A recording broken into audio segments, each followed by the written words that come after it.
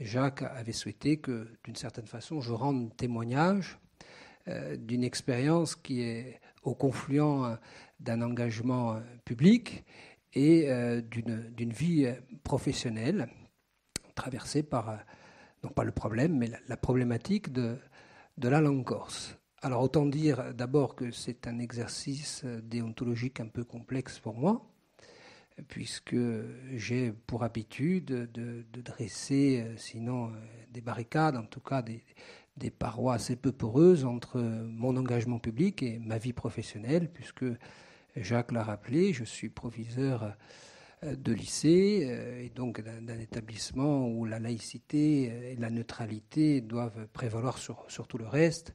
Et je me garde bien et je parle sous le contrôle des enseignants qui sont là, sinon sous le ton de la magagne, de faire valoir mes opinions dans l'établissement. Et inversement, dans mes engagements publics, je ne fais jamais en sorte de pouvoir promouvoir l'action qui est la mienne dans le milieu professionnel. Donc l'exercice est un peu complexe, mais comme j'aime un peu la difficulté, je vais essayer de m'y livrer. D'abord, essayer de rappeler, non pas qui je suis, mais ce que je suis et comment j'arrive ici. Et comment on s'intéresse d'aussi près à une langue et de façon aussi, sinon passionnée, aussi vive. Il y a plusieurs événements, sinon révélations, qui m'ont conduit ici. D'abord, dans ma vie professionnelle, j'étais avec d'autres, sinon pionniers, en tout cas aventuriers, des expériences de Corse intégrée. Au collège de Cazinc, une personne ici plus que quiconque sait le plaisir que j'avais pu prendre à travailler en équipe pour essayer de travailler sur des cours de mathématiques en langue corse. Alors ça n'a pas été une révélation, mais ça a été le commencement d'un intérêt manifeste que j'ai manifesté pour la langue, mais pas pour la langue en tant que telle, mais pour les premiers conflits que ça a pu générer dans ma façon d'appréhender le métier de pédagogue, parce qu'il s'est passé quelque chose durant ces expériences dont j'ai assez peu fait part et peu fait cas, c'est que j'avais réussi à réconcilier un, peut-être deux, en tout cas un élève avec les mathématiques. Cet élève n'avait pas les codes qu'on exige au niveau du collège pour réussir, comme on dit en mathématiques, même si la réussite pourrait faire l'objet d'un vaste débat. Ça ne fonctionnait pas en langue française. Et je m'étais rendu compte très rapidement de l'accroche qui s'opérait chez cet élève via le médium, enfin, par le médium de la langue corse. Et j'en avais fait part à l'époque à l'inspecteur, dont le métier est de vérifier qu'en gros, vous faites des mathématiques et que, en gros, les élèves apprennent les mathématiques. Et j'ai senti des situations de blocage qui n'avaient rien de dogmatique. Le monsieur faisait son métier. Mais moi, j'avais l'impression de faire le mien. Et j'avais l'impression que mon métier, c'était de faire en sorte que les élèves comprennent les mathématiques. Et j'avais du mal à faire passer un message, à savoir que les mathématiques peuvent s'enseigner, peuvent être apprises, être comprises via une autre langue.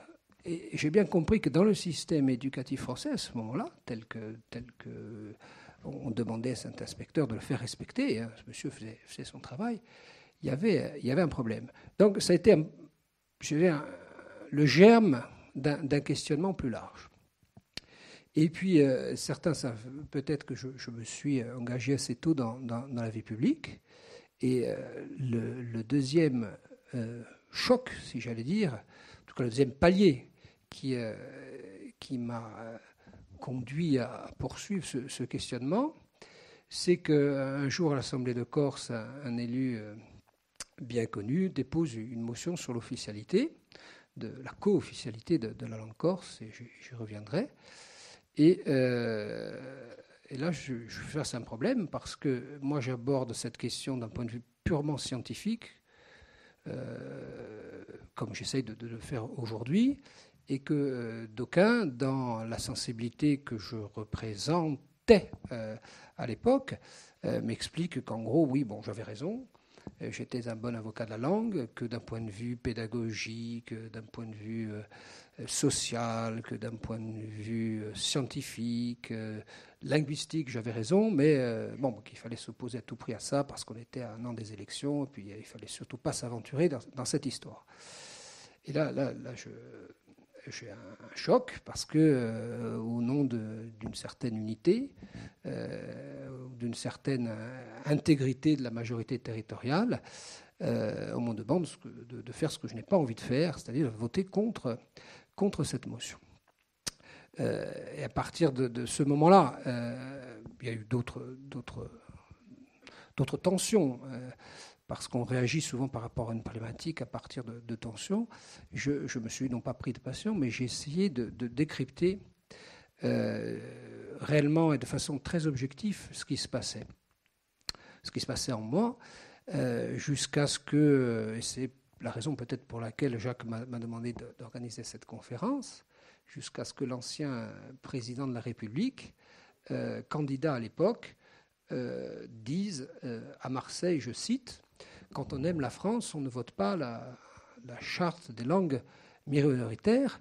Et là, j'ai cru comme un devoir désintéressé et non opportun, ou non opportuniste en tout cas, d'écrire aux candidats que, de mon point de vue, et j'y reviendrai, on ne peut pas soumettre, en tout cas poser comme préalable à l'amour de la France, le fait de ne pas signer la charte des langues minoritaires, et qu'il y avait une sorte d'emprisonnement, une façon d'engoncer la problématique de façon exclusive, en tout cas qui m'était insupportable. Peut-être certains d'entre vous ont lu cette lettre. En tout cas, moi j'ai eu des retours, non pas positifs ou négatifs. La question n'est pas là, c'est que j'ai eu un certain nombre de retours qui montrent bien que ce problème est prégnant. Et c'est peut-être par là que je voulais commencer, parce qu'il y a une double tension qui s'exerce à la fois dans mon métier et puis dans ce qui est ma passion d'homme engagé dans la vie publique. Considère qu'à la fois de façon historique et de façon politique au sens large du terme, ce problème est réellement mal posé. Il est mal posé parce qu'on oublie que, et c'est ce que j'écrivais dans le courrier à l'ancien président de la République, on a affaire à quelque chose, et je l'écris, je dis c'est consubstantiel de ce que je suis au sens, je vais presque dire, vital du terme. C'est presque par là que j'ai envie de commencer, parce que quand on parle de la langue, on a tout de suite affaire à des réactions, certains considérant épidémiques, en tout cas passionnées, et j'ai analysé ces réactions comme relevant de réflexes presque de survie et de vital. Ça parle de la vie, cette affaire-là. Et il y a d'ailleurs, du reste, si j'ai bonne mémoire, une expérience célèbre, je crois que c'est au XIIIe siècle, l'empereur Frédéric II, qui se demandait, c'était un polyglotte, il parlait à peu près toutes les langues de l'époque, et sa véritable interrogation était de savoir quelle était la langue originelle. Et qu'est-ce que fait Frédéric II ? Il demande à des nourrices de s'occuper de 6 nourrissons, de les nourrir, de les langer, de leur donner à boire, mais surtout de ne pas leur parler. Et l'objectif était de savoir quelle était la langue, le langage qu'allaient pouvoir diffuser les nourrissons. Les nourrissons sont morts. Et les nourrissons sont rapidement décédés, alors avec la part de légende évidemment que recoupe cette anecdote, qui trouve ses suites notamment dans le film L'Enfant sauvage, que vous avez peut-être vu. Ce que je veux dire par là, c'est que l'homme a des besoins biologiques évidents, se nourrir, dormir, boire, mais l'homme a des besoins de sociabilité et des besoins de communication. Et c'est à cette affaire-là qu'on touche, c'est d'abord à cette affaire-là qu'on touche lorsqu'on parle de la langue. Et si la langue corse suscite, malgré en nombre, et toute proportion gardée, l'importance que peut représenter après tout ce qui n'est jamais qu'une partie d'un patrimoine immatériel, en tout cas considéré comme tel, c'est parce que ça touche à la vie. En tout cas, c'est comme ça que je l'ai analysé. Alors, je crois que quand on s'intéresse à cette problématique, il faut d'abord avoir le courage de poser le bon diagnostic. Et pour poser le bon diagnostic, il faut d'abord ne pas avoir peur des experts, dont c'est le métier, même si on dit aujourd'hui qu'en politique, il faut beaucoup se méfier des experts. Il faut aussi s'appuyer sur eux. Alors moi, je suis allé voir ce qui se passait notamment de l'UNESCO, avec la prudence que ce genre d'exercice requiert, évidemment. Parce j'aurais peut-être dû le préciser, moi je ne suis pas sociolinguiste, je n'ai pas fait d'études linguistiques, donc c'est un balayage, une appropriation de connaissances qui constitue chez moi non pas un dogme, une doctrine, en tout cas un positionnement à un moment donné. Et que nous dit l'UNESCO ? L'UNESCO nous dit qu'en gros il y a 5000 langues dans le monde. Sur ces 5000 langues, il y en a 25 qui disparaissent chaque année. Pour vous fixer les esprits, il y a une langue qui disparaît tous les 15 jours. Vous voyez, vous êtes venu à une conférence la semaine dernière. Quand vous reviendrez la semaine prochaine à la prochaine conférence, il y a une langue qui disparaît. Et par rapport à mon préambule, oui, il y a un peu de vie qui disparaît. Et moi, j'ai été très marqué par l'idée et c'est ce que j'écrivais dans le courrier au président de la République, qu'on manifeste beaucoup d'énergie, on dépense beaucoup d'argent et on recueille beaucoup de moyens lorsqu'il s'agit du patrimoine matériel. On n'a pas idée, quand on va regarder un peu comment fonctionne l'UNESCO, des sommes qui sont en jeu et des énergies qui sont en jeu pour sauver des baleines, pour sauver des cathédrales, pour sauver des jardins. Et il y a une difficulté, moins prégnante maintenant, mais il y a une difficulté lorsqu'il s'agit d'un patrimoine immatériel, qui porte autant de vie en lui, et autant de richesses, me semble-t-il, que ne peuvent emporter la faune, la flore ou du patrimoine bâti. Partant de là, on nous explique qu'il y a des langues en danger. Il y en a qui sont sur une approche darwinienne des choses. Darwin qui, en gros, nous explique que les langues, de mémoire, doivent mourir comme les civilisations, comme les espèces. Et je cite de mémoire, « Le gouffre de l'histoire est assez grand pour les accueillir toutes ». Et je peut-être conclurai mon propos là-dessus.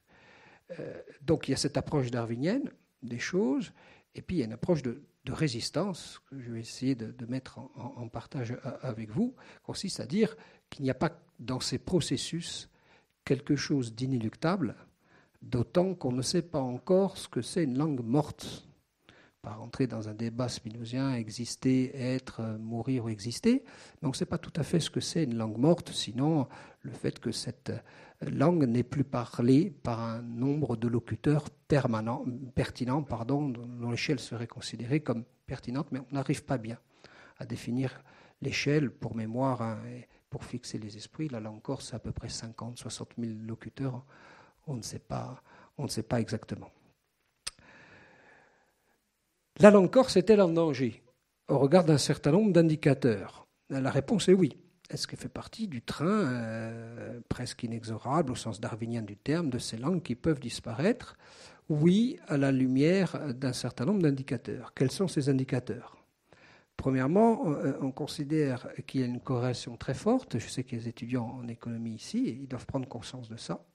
Une corrélation très forte entre le niveau de prospérité d'une région ou d'un pays et la capacité de sauvegarde d'une langue. Bien, rapidement, la Corse, c'est quoi ? C'est la 22e région plus pauvre de France. C'est un secteur tertiaire hypertrophié. C'est un secteur industriel embryonnaire. C'est un taux de croissance intéressant, mais qui masque le fait que notre économie est une économie dite de rente, c'est essentiellement dépendant des subventions, des transports, une desserte, transport maritime aérien, sinon chaotique, en tout cas considéré comme pas assez bien organisé, ou pas facteur de développement. C'est un secteur marchand déficitaire dans la mesure où on importe beaucoup plus de produits qu'on exporte. C'est surtout une démographie vieillissante, une démographie dont on va nous dire qu'on est passé de 300 000, de 250 000 à 300 000 habitants, en oubliant de préciser que ce sont des flux migratoires qui sont à l'origine de ce différentiel. Et donc, si on essaie de corréler la capacité de sauvegarde de notre langue avec la situation économique, on a là un premier problème. Deuxième problème, c'est pardon d'employer des termes un peu techniques, sur lesquels d'ailleurs je m'aventure un peu, parce que je vous ai expliqué que je n'étais pas linguiste, la situation dite glottophagique du français par rapport au corse. Alors c'est quoi cette histoire ? J'ai essayé d'employer des termes simples pour qu'on comprenne. Hein. C'est ce qu'on appelle la situation diglossique d'une langue dite dominée à une langue, par rapport à une langue dite dominante. Bien. Qu'est-ce qui se passe quand deux langues sont en contact, une dominante et une dominée? Vous avez presque naturellement une langue qui occupe des champs de la société et puis une langue qui occupe d'autres champs de la société. Bon, qu'est-ce qui se passe de façon très visible, hein, très prégnante, chacun le comprendra, et des experts viennent confirmer cet état de fait. Vous avez la langue française dominante qui occupe les champs dits du prestige, qui occupe les champs de la science, et qui occupe les champs de la culture, qui occupe le champ de l'administration, le champ du commerce. La lingua di Ubane. Et puis vous avez la lingua di Ugur, et à ce moment-là, c'est la langue dominée qui en gros fait ce qu'elle a à faire pour parler des sentiments, non pas des choses moins nobles, mais de ces codes qui ne régissent pas la vie en société, mais qui régissent plutôt la vie privée. Pardon d'être caricatural, mais c'est un peu pour fixer les esprits. Et dans cette situation, vous avez un phénomène dit de glottophagie, à savoir qu'il y a une courroie d'entraînement qui fait que la langue dominante finit par occuper, y compris le champ restreint à la langue dominée. Et ça, c'est le deuxième considérant, dont le corollaire est le troisième considérant, historique. Hein. Mon but ici n'est pas de prendre parti, mais de mettre sur la table un certain nombre de considérants historiques, qui est l'histoire de la France, hein, qui coïncide avec la Corse devenue française. Hein. On est en 1769, il ne se passe pas 30 années sans que l'abbé Grégoire, hein, qui était un ecclésiastique, à qui on avait demandé de rédiger un rapport sur la difficulté que trouvait la Convention à l'époque, issue de la Révolution, par rapport au nombre de locuteurs français. Parce que la Révolution est passée par là, mais les gens se sont rendus compte assez rapidement qu'on ne parlait pas français sur ce territoire. Et je cite pour mémoire l'intitulé du rapport, qui en dit plus long que toute forme de commentaire. Le rapport était suivant, je cite, « sur les moyens et la nécessité d'anéantir les patois et d'universaliser l'usage de la langue française ». Donc le cap est donné dès la Révolution, coïncide peu ou prou avec la Corse devenue française. Le cap est donné, il s'agit de favoriser, en tout cas de catalyser, de mettre en branle une énorme machine linguistique en branle pour franciser les esprits et créer les conditions pour que la langue soit un des attributs naturels de l'unité du pays à l'époque de la République plus tard. Voilà, on part de là, on part en gros de la Convention, on parle de l'après-révolution. Tout ce qu'on vit aujourd'hui part de là. Je vous ai parlé des crispations sur la charte des langues minoritaires.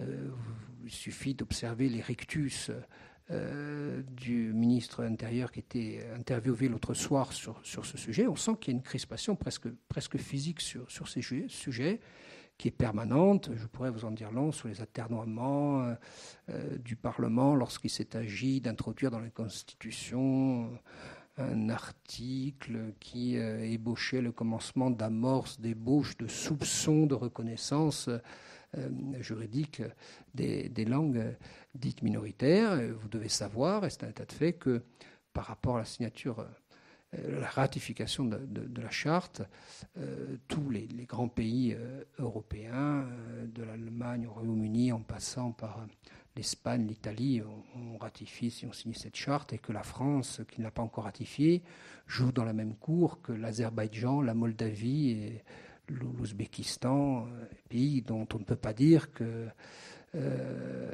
aient rayonné au temps des Lumières. Voilà. Bon, on a un véritable problème de crispation sur ce sujet.